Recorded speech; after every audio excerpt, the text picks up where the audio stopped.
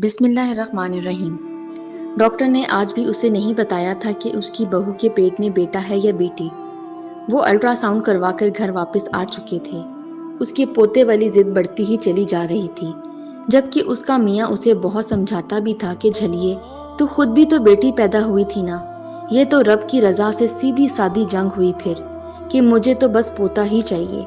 مگر وہ میاں کی بات نہیں مانتی تھی، بلکہ بہو اور بیٹے کو بھی الگ سے صرف ایک ہی جملہ سناتی رہتی تھی کہ مجھے بس پوتا چاہیے۔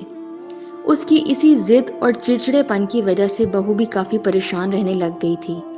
میاں پھر بھی اسے سمجھاتا کہ سن اللہ کی نیک بندی، کیا تم نے یہ نہیں سنا کہ ہمارے سونا آقا صلی اللہ علیہ وآلہ وسلم نے فرمایا ہے کہ جس نے اپنی بیٹیوں کی بہترین پرورش کی اور اچھی تعلیم دلوائی، وہ جنت میں میرے ساتھ ایسا ہوگا جیسے ہاتھ کی یہ 2 انگلیاں ہیں۔ تو کیا تمہیں اللہ اور اس کے محبوب کی محبت نہیں چاہیے؟ تو اسی لیے میری بات مان اور اللہ اور اس کے محبوب کو ناراض نہ کر، ایسی جاہلوں والی بات نہ کیا کر، بدبخت نہ بن، بلکہ اللہ سے معافی مانگ اور دعا کر کہ اللہ جو بھی اولاد دے وہ نیک، صحت مند اور بختوں والی ہو۔ لیکن اس کے دل پہ شاید مہر لگ چکی تھی، اسی لیے وہ اپنی ضد سے باز نہیں آ رہی تھی۔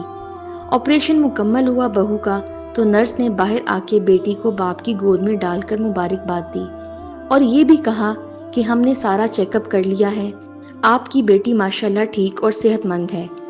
باپ نے بہت پیار سے بیٹی کو چوما تھا اور دادا نے بھی بہت پیار دیا تھا، جبکہ دادی پرے دور ایک بینچ پر منہ پھلائے بیٹھی رہی اور بچی کی شکل تک دیکھنا گوارا نہیں کیا۔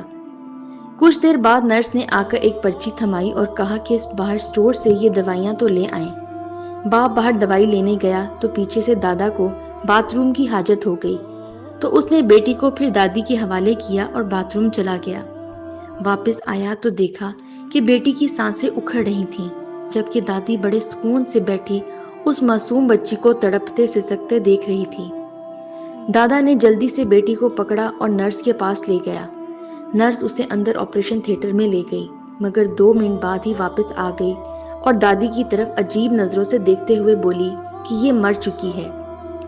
ننھی کلی کے منہ سے نکلتی جھاگ چیخ چیخ کر ساری کہانی بتا رہی تھی، مگر اب بہت دیر ہو چکی تھی۔ جب ماں کو ہوش آئے گا اور بچے کا پوچھے گی تو نرس کیا جواب دے گی کہ تمہاری بیٹی پیدا ہوئی تھی مگر مر گئی؟ کیا وہ لمحہ کسی قیامت سے کم ہوگا؟ جب والد لوٹے گا اور حقیقت معلوم ہوگی تو کیا وہ سہ پائے گا اس پہاڑ جیسے غم کا بوجھ؟ ماں باپ کے درد، کرب اور اذیت کا ازالہ ہو سکے گا کوئی؟ ان پر یہ قیامت ٹوٹی تو صرف اور صرف پوتے کی فرمائش کی وجہ سے۔ ویسے ہمیشہ یہ پوتا ہی کیوں چاہیے ہوتا ہے ہمیں، پوتی کیوں نہیں؟ اگر آپ کسی سے ایسا سوال کریں گے تو جواب ملے گا کہ ماں باپ کے مرنے کے بعد کوئی نام لینے والا تو ہونا چاہیے، کیا پوتی نام نہیں لے سکتی؟ اور اگر آپ انہی سے پوچھ لیں جو کہہ رہے ہوتے ہیں کہ بعد میں کوئی نام لینے والا تو ہونا چاہیے، کیا آپ کو اپنے پردادا کا نام معلوم ہے؟ تو آپ کو یقیناً نام جواب ملے گا۔ جب ان کو خود اپنے پردادے تک کا نام نہیں معلوم، پھر کیسے ممکن ہے کہ پوتے کو بھی اپنے بزرگوں کے نام یاد رہیں گے؟ اس پوتے کی خواہش نے کتنے ہی گھر برباد کر دیے ہیں اور جانے کب تک برباد ہوتے رہیں گے۔ ہماری قوم میں شعور کی کمی خطرناک حد تک پہنچ چکی ہے، اور یہ کمی کسی دیمک کی طرح ہمارے معاشرے کی جڑوں کو کھوکھلا کر رہی ہے۔ ہمیں انفرادی طور پر شعور کو اجاگر کرنا ہوگا، ورنہ تباہی ہمارا مقدر ہے۔